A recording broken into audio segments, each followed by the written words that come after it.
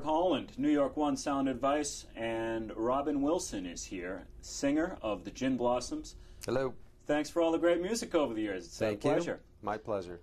New Miserable Experience came out in '92, so that album is 21 years old. Yeah, it can now drink a beer. Yeah, we're really proud of that. Yeah, I mean, it's a classic. It holds up great. Talk about that album for a moment, the making of. Was it lightning in a bottle? How did it become such a really a power pop masterpiece?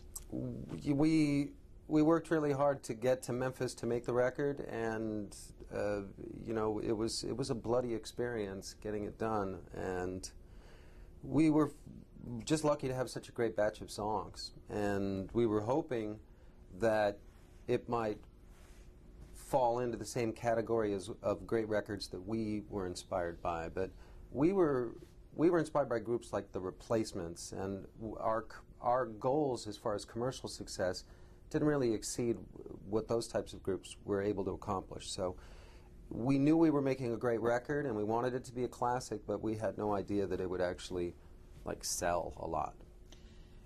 Was it songs that you had been working on for the life of the band? You had been together about 5 years already at that point, right? The group had been together about 5 years when we made New Miserable Experience. A lot of the songs were written right at the inception of the band, and then several of them were written over the course of those few years. And then one or two, or at least one that I know that I turned in, was written within a few months before we actually were there in the studio. And did you choose that Memphis studio because the Mats had recorded there, and that was a... No, it was a lucky, inspirational coincidence for us that the Replacements had recorded in the same room. We went there to work with John Hampton, who became our producer and has been since. And John happened to have worked on the Replacements record, but that wasn't why we chose John. That was just part of his resume. But ending up a part of that lineage of recorded music and becoming a big part of the scene there in Memphis was really important to us, and it was something we were always really proud of. I think of the Gin Blossoms as a power pop band. Good, thank you. I think of the Gin Blossoms as a power pop band, and we are descendant from the great power pop bands. Things like Cheap Trick are one of our main inspirations, but we also have in common a lot of groups like The Replacements, and also, say, the Plimsouls and the Long Riders, bands that made a big impact on our little music scene, but weren't necessarily as commercially successful as we would have wanted them to be. How about Big Star? I noticed that they also had some roots in that Memphis studio where you've always recorded. Absolutely. In fact, the Big Star was a big inspiration for us, and their drummer, Jody Stevens, is the studio manager at Ardent Studios, so we became friends with him. We used the same amplifiers that Big Star got to record with, and again, participating in that lineage of recorded history and really being a part of that scene in Memphis is one of the great sources of pride for the Gin Blossoms, to have been so inspired by those groups in particular, and then to end up in the same room, using the same amps, recording with the same people, and to have done it several times. We've made a bunch of records in Memphis, so we love it there. Very cool. As far as the southwestern roots, bands like the Sidewinders and... Our buddies. No kidding. In those days, yeah, we used to do a lot of shows with I Sidewinders. love that record with Sarah's Not Sober and... Is it Witch Doctor? Is that song? You know, I just saw those guys recently. So they still play? Well, they play under the name of the Sand Rubies. The Sidewinders from Tucson, they now play under the name of the Sand Rubies.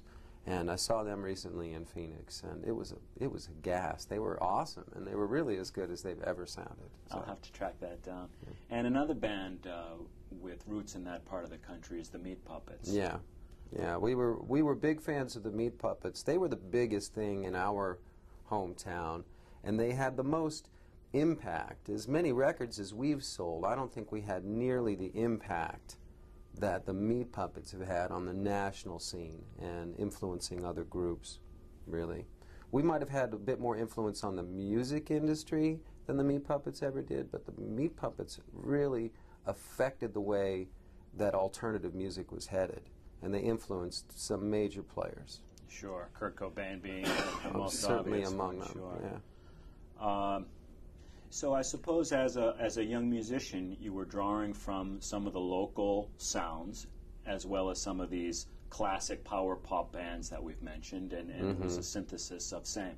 It was, and we were also really into the Minneapolis scene, not just the Replacements, but most of the music that was coming out of there we were fans of. Bands like Husker Du and Soul Asylum, we were listening to all that stuff. And we were also heavily influenced by an Australian group called The Church.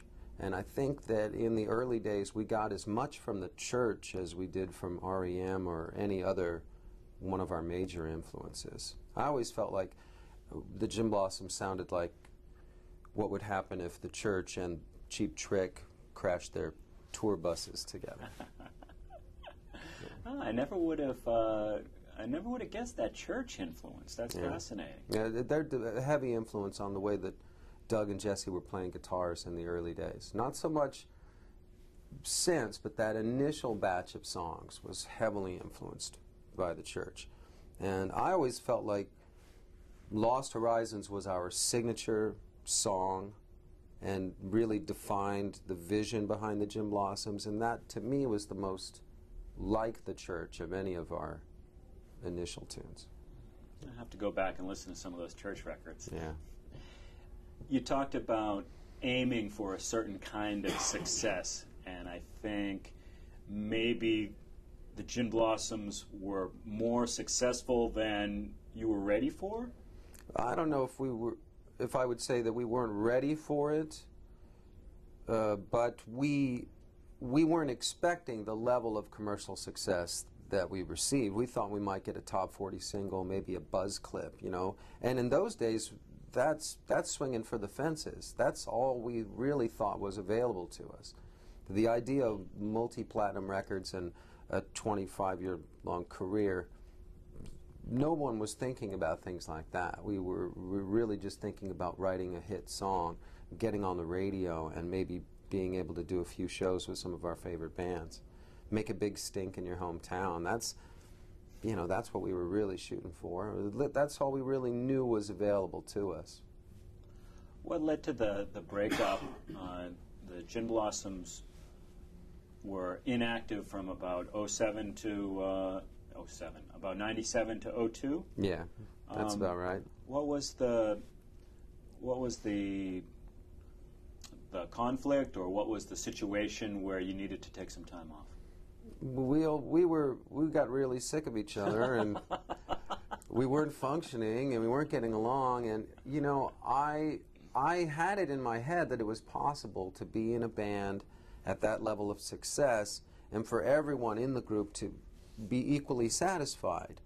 But it wasn't that way in the Gin Blossoms, and so I left the band to try and start another band that would achieve this hypothetical rock and roll utopia, and it blew up in my face. I gave it everything I had, and I was as democratic as you could be, and it just did not work. And when that fell apart, despite my best efforts, I realized also right at the same time I was writing material that lent itself more towards the Gin Blossoms, and I realized that we were probably going to get back together again. And it happened in a pretty organic way, sort of slowly, and sort of like our initial success. When you asked if we were ready for it, we had plenty of time to get ready for it. We were in that van for about a year and a half, building up to the point where suddenly we were a hit.